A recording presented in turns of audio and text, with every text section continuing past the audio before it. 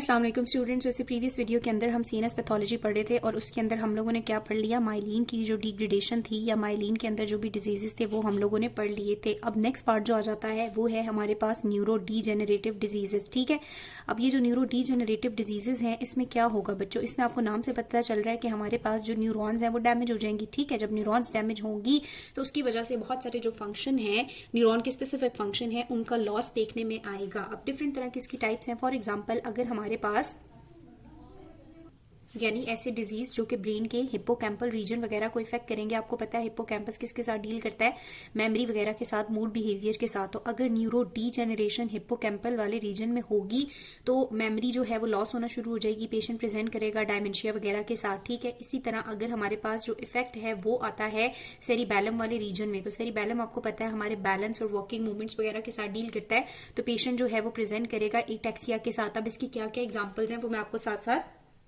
बताती रहूंगी।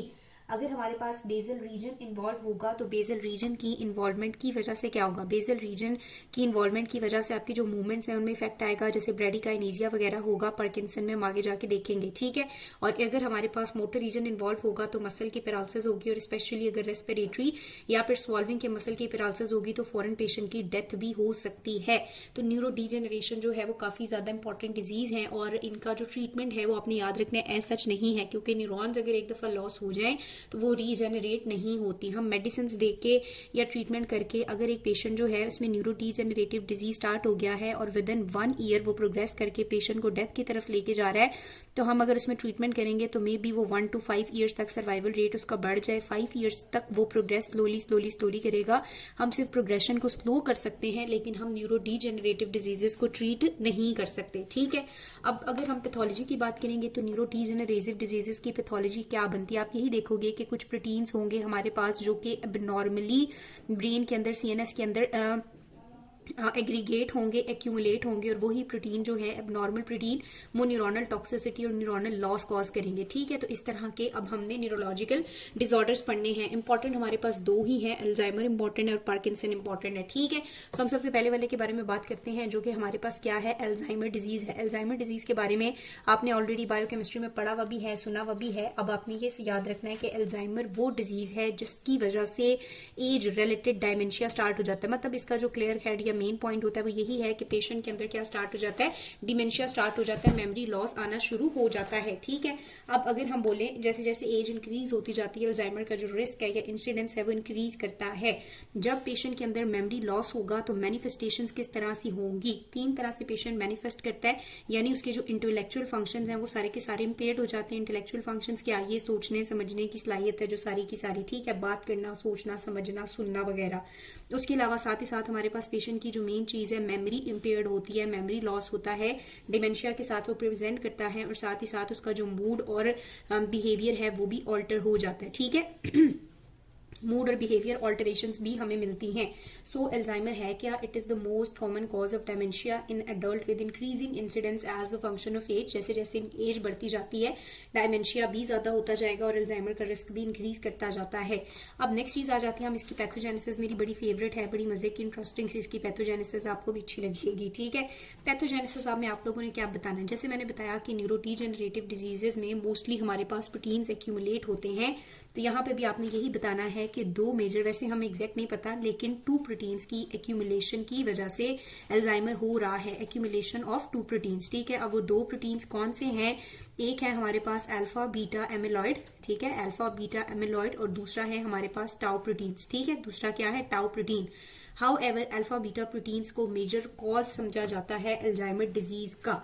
अब जब ये 2 major protein alpha beta amyloid और टाउ प्रोटीन एक्यूमुलेट होंगे तो होना क्या शुरू होगा, इनकी एक्यूमुलेशन न्यूरोनल टॉक्सिसिटी कॉज करेगी, सो न्यूरोनल डीजेनरेशन होगी, साथ ही साथ हमारे पास न्यूरोनल डिसफंक्शन होगा। ठीक है, न्यूरॉन काम करना छोड़ देंगी, डीजेनरेट होना स्टार्ट हो जाएंगी, और वहां पे कुछ इनकी एक्यूमुलेशन की वजह से जब प्लैक्स वगैरह बनेंगे तो वहां पे कुछ इन्फ्लेमेटरी रिएक्शंस भी देखने में आएंगे। तो ये आपको थोड़ी सी बात समझ आ रही है, और ये भी याद रखना है कि अल्फा बीटा डिपॉजिट्स को मेजर रिस्क फैक्टर समझा जाता है फॉर अल्जाइमर। ठीक है, अब अगर हम इसकी पैथोजेनेसिस यहाँ पे ड्रॉ करने की कोशिश करें, जो पहले वाला है अल्फा बीटा, तो उसके लिए आपने ये याद रखना है अल्फा बीटा की फॉर्मेशन के लिए जो प्रिकर्सर प्रोटीन होता है जिसे हम कहते हैं एमिलॉइड प्रिकर्सर प्रोटीन। ठीक है, APP, बेसिकली ये एक ट्रांस मेम्ब्रेन प्रोटीन है, ठीक है।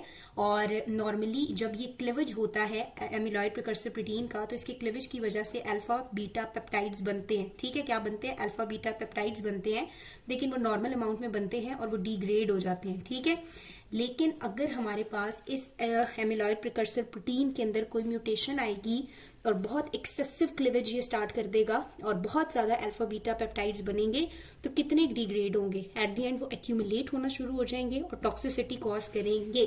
अब इसके अंदर म्यूटेशन, अगर हम एग्जाम्पल की बात करें मैं आपको डायरेक्ट बता रही हूँ, फिर आप लोगों ने बुक से देखना है तो सेम यही बातें लिखी हुई है, ठीक है।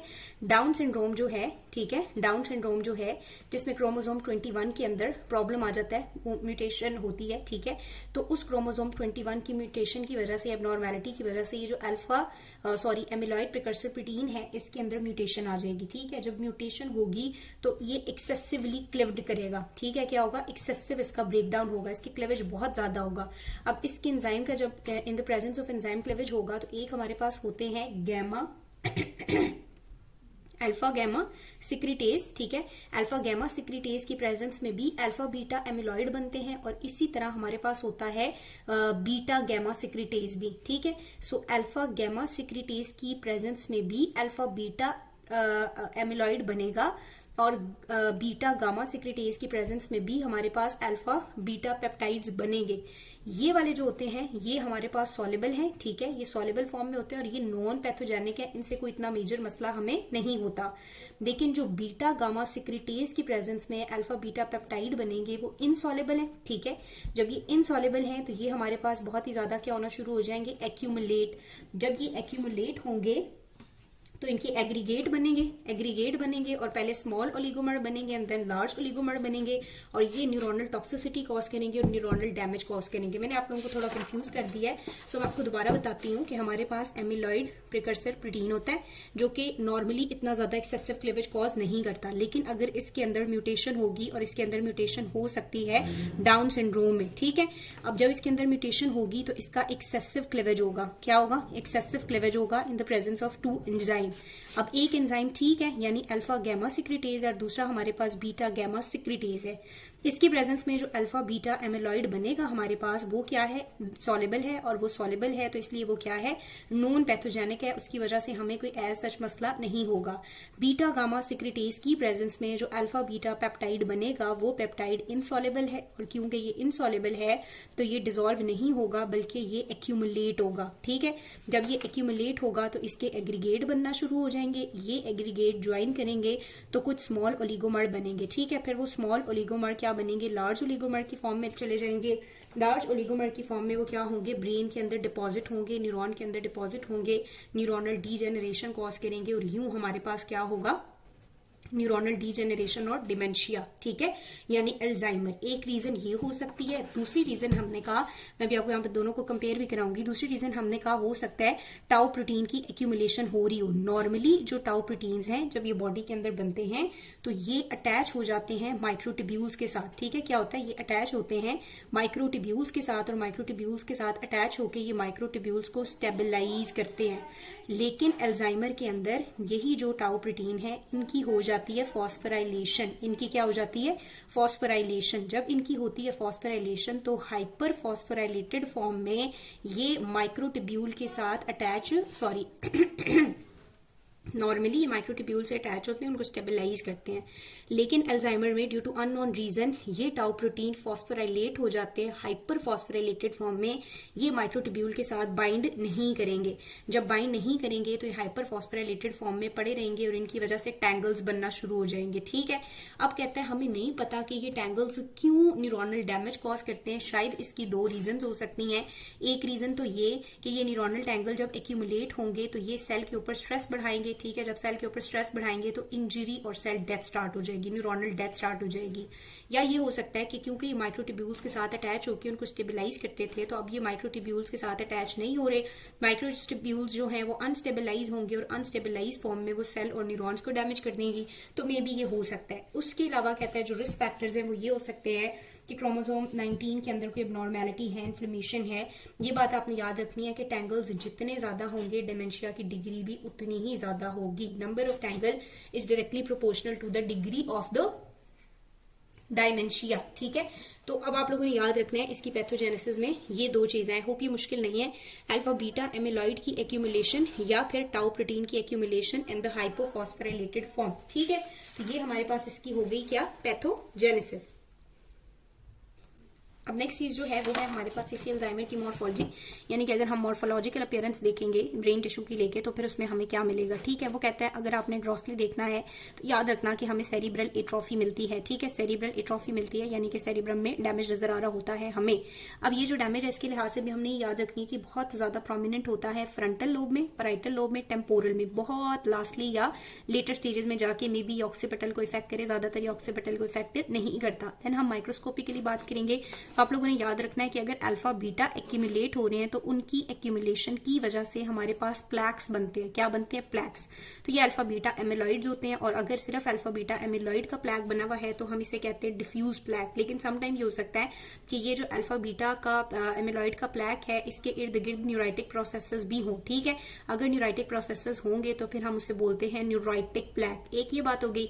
दूसरी बात ये है कि हमारे पास टाउ प्रोटीन एक्यूमुलेट हुआ होगा, और टाउ प्रोटीन की एक्यूमुलेशन की वजह से हमारे पास क्या बने हुए होते हैं, टैंगल्स बने हुए होते हैं। ठीक है, इन टैंगल्स को सिल्वर स्टेन के साथ स्टेन किया जा सकता है। थर्ड बात ये होती है कि हमारे पास आप लोगों को पता है यही अल्फा बीटा अगर एक्यूमुलेट होना शुरू होंगे ब्लड वेसल के अंदर तो सेरिब्रल, हम लोगों ने वो क्या पढ़ा था, सेरिब्रल एमिलॉइड एंजियोपैथी। ठीक है, तो मे बी ये ब्लड वेसल्स के अंदर एक्यूमुलेट हों और उनको फ्रेजाइल बना दें और उनको डैमेज कर दें, और ब्लीडिंग और हेमरेज भी वो कॉज कर सकती हैं। तो ये इसकी मॉर्फोलॉजिकल अपीयरेंस है, इतनी कोई ज्यादा नहीं है। ठीक है, उसके बाद अगर हम बात करेंगे पेशेंट की क्लिनिकल प्रेजेंटेशन, तो मैंने आपको बताया लॉस ऑफ मेमोरी के साथ वो प्रेजेंट करेगा। ठीक है, और उसके अलावा मूड बिहेवियर उसकी ऑल्टरेशन हुई हुई होगी, लैंग्वेज और बिहेवियर उसका काफी ज्यादा ऑल्टर हुआ हुआ होगा।